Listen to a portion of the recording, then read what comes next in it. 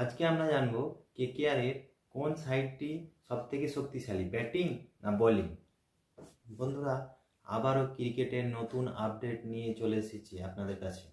2024-এ Kolkata night রাইডার্সের কোন সাইডটি শক্তিশালী সেটা জানার জন্য আগে জানতে হবে কলকাতা নাইট রাইডার্সের প্লে 11 কী আছে 2024-এ।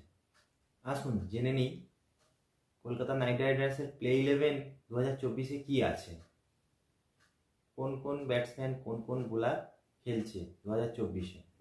কলকাতা নাইট রাইডার্সে ওপেনিংয়ে আসছে রহমতুল্লাহ গুরবাজ, তার সঙ্গে আসছে ভেঙ্কটেশ আইয়ার, তারপরেই আছে কলকাতা নাইট রাইডার্সের ক্যাপ্টেন শ্রেয়স আইয়ার। নীতিশ রানা, দুর্দান্ত একটি ফিনিশার রিঙ্কু সিং এবং আন্দ্রে রাসেল।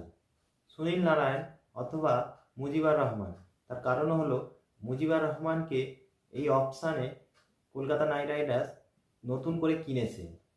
বরুণ চক্রবর্তী, শ্রেয়াস শর্মা, অনুকূল রয়, মিচেল স্টার্ক, এই হলো কেকেআরের বেস্ট প্লে 11।